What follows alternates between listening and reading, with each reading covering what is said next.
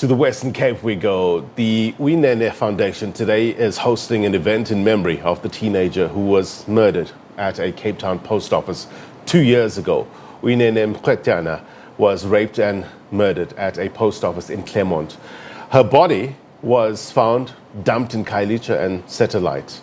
Let's get in our SABC news reporter, Vanessa Poonah, following this event. Vanessa, very good morning to you. Talk to us about today's event and the purpose.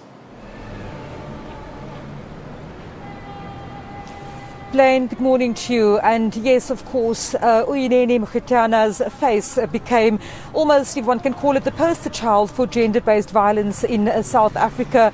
2019, on the 24th of August, here at this police station right behind me, the Claremont police station in Claremont, of course, later on then confessing to having raped and murdered Uyinene, a 42-year-old post office worker. Uyinene Mrwetyana was then sentenced to 3 life sentences. Today, 2 years later, in this week commemorating the second anniversary of her death, that has sparked an outcry from civil society, women, people in South Africa, to the point where masses took to the streets. If you remember a few years ago, at one point halting the proceedings at the World Economic Forum, when President Cyril Ramaphosa himself was called upon and did eventually address seas of protesters outside Parliament, calling for an end to the scourge of gender-based violence. Today, of course, in honor of not just Women's Month, but also to commemorate her life as well as her death, the Uyinene Mrwetyana Foundation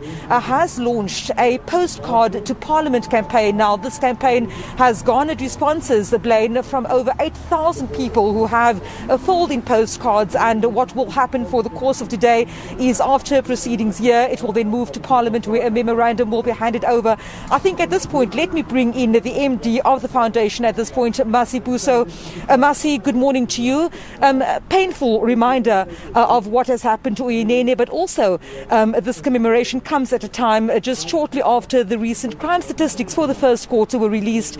We know that murders in excess of 5,700, some 10,000 rape cases. Her death, her memory, in terms of bringing societal change, what exactly are you hoping for with this campaign itself, but also the message that you are delivering to Parliament later on?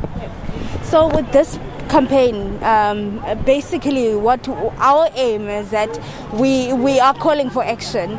2 years later, nothing has changed. So for us, that was a disappointing realization that things have actually gone worse. So we are calling for change from our leaders at Parliament and everywhere else in South Africa. We want change. We want to be remembered. We don't want to be a footnote. We want to be remembered, and we want all those promises that were made to us 2 years ago to be fulfilled. So that's the mandate today, to remind leaders at the Parliament that we're still here, we're still tired, we're still being killed, and we're still crying out for help.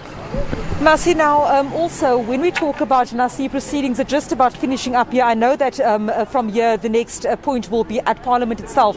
When we talk about this pandemic of gender-based violence, you know, there have been calls at the time for example, the reinstatement of the death penalty. I know that was a big thing with signatures being proffered in that regard, but also the no bail concept you were talking about today. Not much has changed. There would be arguments that, for example, you know, women are still bearing the brunt of this kind of injustice. Policing alone will not be the answer. We understand it's a societal problem. So exactly who are you speaking to, and what tangible measures then are you calling for today? We are speaking to the government. We're speaking to the government to change policy. We're speaking to the government to take action, to respond to this gender-based pandemic as they did the coronavirus pandemic.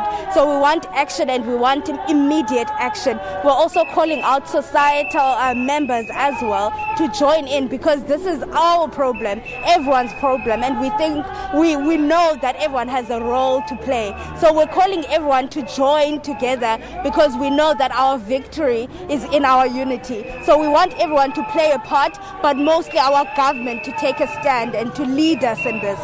Your campaign has been supported by a number of activists. Can you just talk to us about those based here in Cape Town, but also countrywide, that are actually managing this venture today, this movement from this post office, a painful reminder of what has taken place here to Parliament? Yes.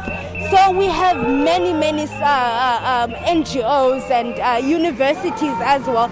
This university brought a portrait of Uyinene to the post office as a gift and as a support to the foundation. We'll also have UCT that has helped immensely throughout the process. We have other NGOs all around Cape Town and all around South Africa that have joined hands to fight with us. People swore that they will never forget and they will keep supporting us, and they never did. So the immense support is greatly appreciated. Vanessa Poonah, thank you very much for speaking to us. Of course, the MD of the Uyinene Mrwetyana Foundation, just talking to us about today's event and saying while her face became synonymous with gender-based violence, too many other women in South Africa are still facing the kind of rape and murder, as well as femicide taking place in the country, calling then on society to address the scourge.